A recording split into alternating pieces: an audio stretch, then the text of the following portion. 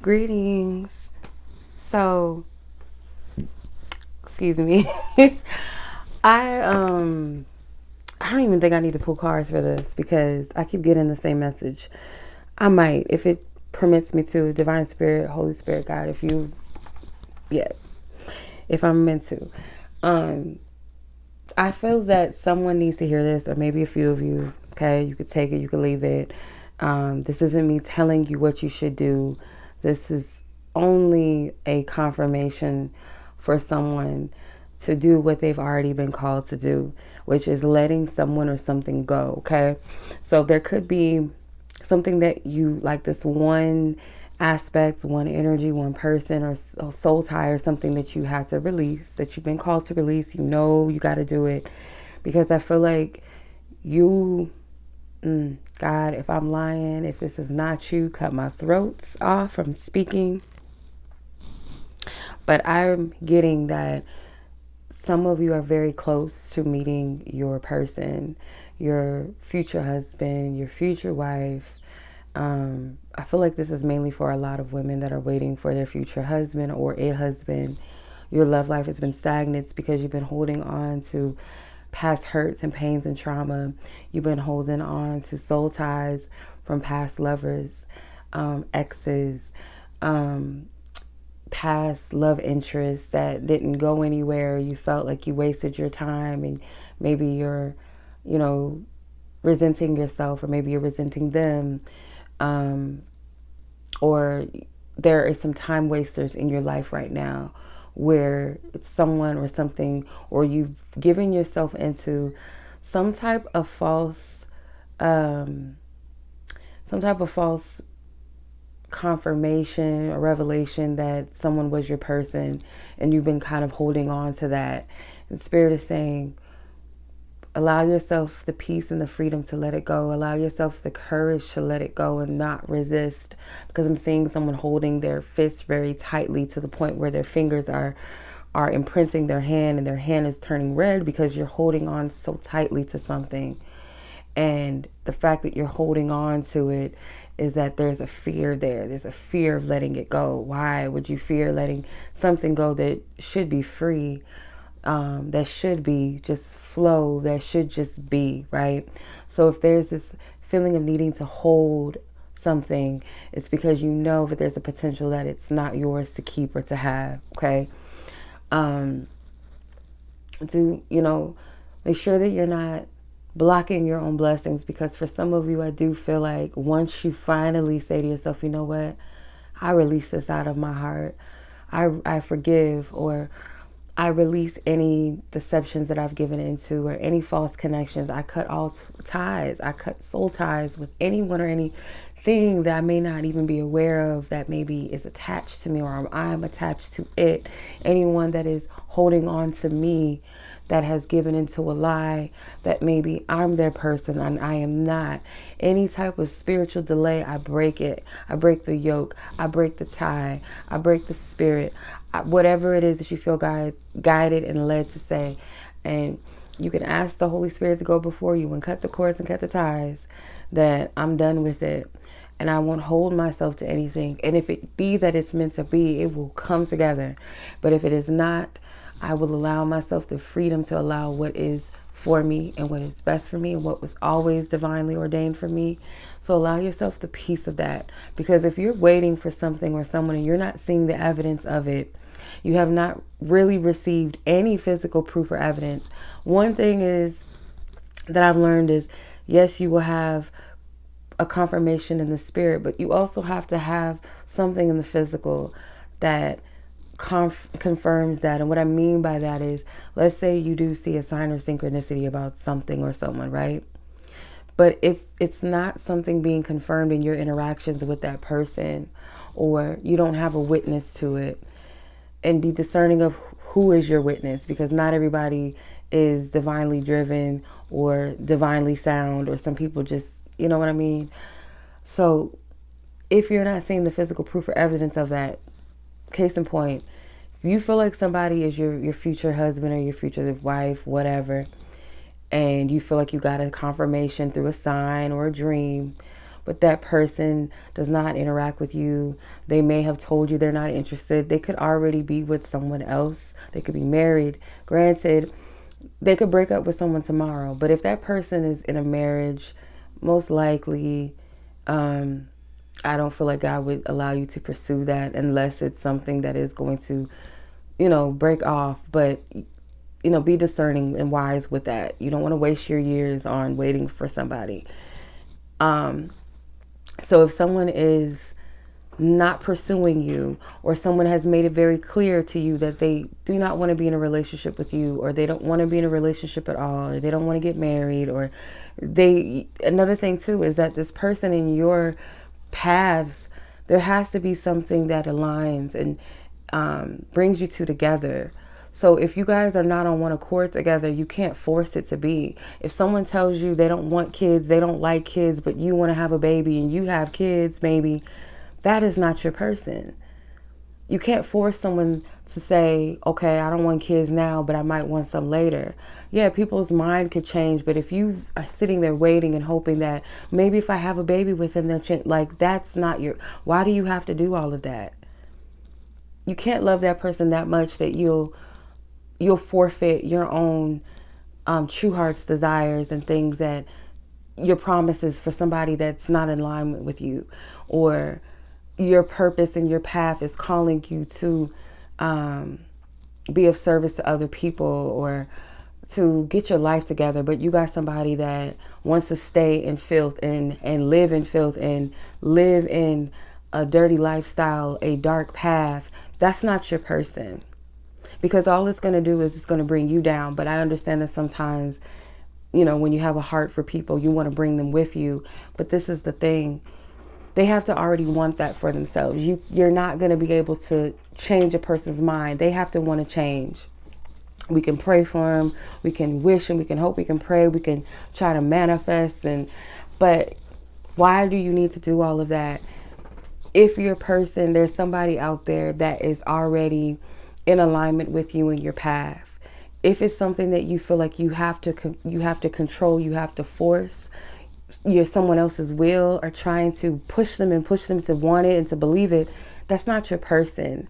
And I see a lot of people do this, and I was guilty of this in the past.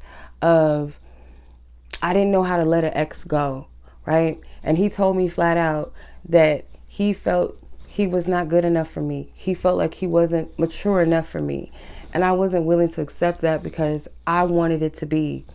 And there would be times where I would reach out to him and check in on him and stuff, and he would still repel me. And there would be times where he would sometimes come back, get off my bed, off, get down, come on, off my bed, Foxy, get down, thank you. There would be times where like he would check in and like, come back and say, oh, I thought about you, I hope you're well, or something like that. But I noticed that I wouldn't let it go. And he, in so many ways, was telling me, no, it's not me. It's not me. I can't be with you. And I didn't know how to accept that. So I feel like sometimes we think that it's God, or we think that it's the universe, or a reason why we can't stop thinking about someone and why we keep going back to a person. We think it's because it's got to be something. But a lot of times it's your desires, it's your wants, it's your flesh. And because love is patient and love is kind. And sometimes people, and I've noticed this too with people, because I've had this happen to me where people projected and said that I was their person, and I noticed that it would be a constant disrespect of my boundaries, even though I've told them no. I've blocked some of these people before. This has happened to me a few times in my past, where I've had people that just created an illusion of me and believe that we were twin flames or whatever. It was just weird shit, crazy shit. But I'm not trying to shame anybody. I'm just sharing my experience. And what happens is that people kind of get caught up in a fantasy of a person. And sometimes it's dangerous because people will pursue it and pursue it and pursue it, even though someone is clearly saying no. Or if someone's blocking you, then obviously that means that your gestures are unwanted and that person does not feel the same. So rather than saying to yourself, okay, I might feel rejected, but that should be a red flag to you to say that this must not be my person, because why would they repel me? Every person that has ever said that they knew somebody was their person, that are with their person, is because that other person also felt it too. They both were in agreement with that, because that's soul led, that's divinely led, that's God led. It's not one person trying to force the other person and the other person like, okay, let's do it. That's not how it works. How it works in the spirit realm, two or more are gathered in my name, there I am in the midst. When two people are in agreement to something that is divinely driven and led, it's going to come together. If it's something that is not divinely driven or led, and one person is just driven by their lust, their fantasy, their desire, or whatever, their want, that they're so caught up in that, it leads to a path of disappointment and sometimes destruction and chaos, embarrassment, whatever, right? And sometimes that has to happen for you so that you learn your lesson, and that you know how to discern, okay, this is probably my flesh. This is probably like, something that's not sound. So versus when it is something that is divinely meant for you, because there's peace behind it and there will be a natural flow. You don't have to force anything. There's no needing to force. So a person can lay down with you and say that they want to be with you and all of that. But if this person is not actively trying to lay a foundation with you that is stable, and you're always in limbo with this person, you're always in confusion, that most likely ain't your person either, because the person that's for you was already going to be sure about you. It's not going to be something probably that happens overnight for everybody or happens within months. But a lot of times, especially men, they know when they met their person, when it's a sound-minded thing. I'm not talking about a man that's in lust and like wants a woman so badly. So I say this to say, women, ladies, be more discerning about who comes into contact with you. Because sometimes we can get caught up in just wanting somebody so badly that will allow our attraction to someone lead us to project that desire in our heart and want it to be that person, even though everything is telling you it's not him, it's not them, okay? It's not your person. Same thing with men. Men are a little bit more visual, so they can kind of get caught up in the big booties and the beauty and the whatever, their preferences and all of that. You could kind of get caught up in the lust of that and wanting to make something be that's not it. Allow divine spirit to lead you to what's best for you in every area of your life, not just love. But for a lot of you, you got to let go of these connections that are not for you. You have to let it go. And you know this. I'm not telling you something you don't already know. It may hurt to let it go, but there's going to be a point where you get fed up and you're going to get tired. And if you're projecting onto someone that's an innocent bystander and you're trying to make this person your person, you can't be mad at them. You can't be mad. If anything, look at yourself and not beat yourself down, but just say, you know what, like, there must be something inside of me that is emotionally unavailable for me to want someone that doesn't want me. Because it's clear, especially with men, you can tell when a woman wants you and when they don't want you. That's clear. And it's not healthy, and it's not right for you to force yourself upon somebody that does not want you and then try to blame it and project it onto them like they did something wrong to you. Grow up and allow yourself to heal, because you need to heal, and allow yourself to heal and allow yourself to be open to a woman that is meant for you. Women, you cannot be mad at these men. Men show you and tell you who they are. It's up to you to be like, okay, he showed me he's not ready. He showed me he's immature. He's not emotionally available. He told me he doesn't want a relationship. He's not looking for anything, but he's willing to give you his body though, which is really twisted. Like your heart is not available, but you're open your temple up, your body open, to some other, to slide in something or whatever, right? It doesn't make sense.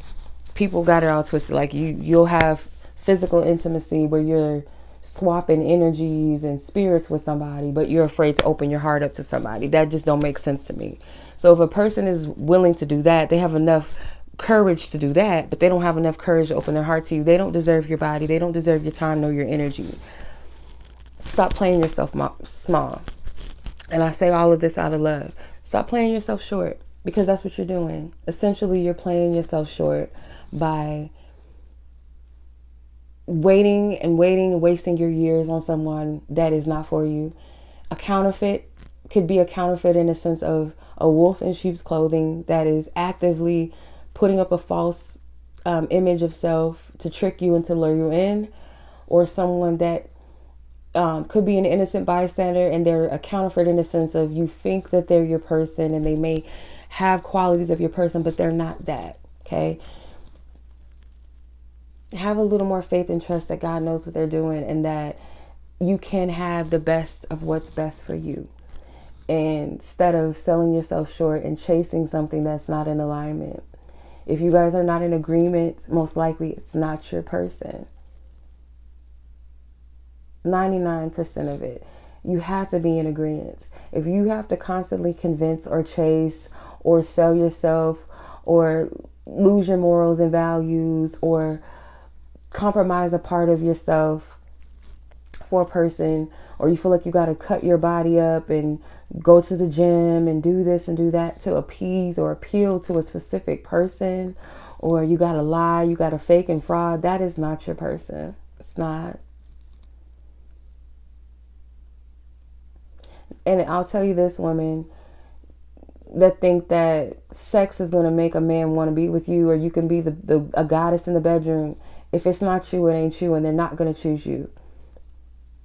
You could think you're the better woman. You could think you look better than the other woman. You might have a banging body, or your hair, or whatever, your skin tone, or your degrees, or whatever you think that is going to keep a man. It's not. A man will love a woman regardless of what she looks like, if he really loves her and what she has and what she doesn't have. When he knows it's her, he knows it's her. So you can wait around and say, oh, it's cool, you can sleep with other women, I'll be here, I'll wait for you. He's not going to respect you even more. So allow yourself to let this person go. When you don't respect yourself, he's not going to respect you. It's just what it is. If you don't love yourself and you don't respect yourself, you can't expect a man to respect you and love you. If anything, they're just going to look at you as, you don't value yourself, and they'll get away with things. And some of them, they'll just keep you there because they know that you're going to stay.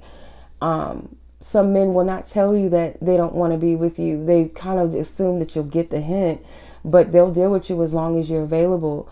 Is that a good thing? No, that's not a good thing. Of course it's not. But sometimes you got to be the one to have the courage to break the cord and cut ties with that person. You may not always get that closure that you seek from that person or whatever, but you have to free yourself.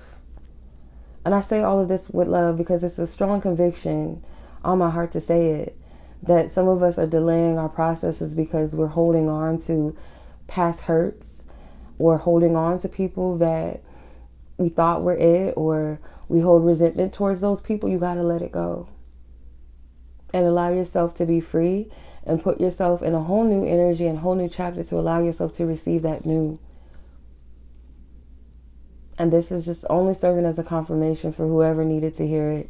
Nothing more, nothing less. You take what you will from this message. I know it might hurt. This might be a little bit tight, but it is what it is. Much love as always, you guys. Peace.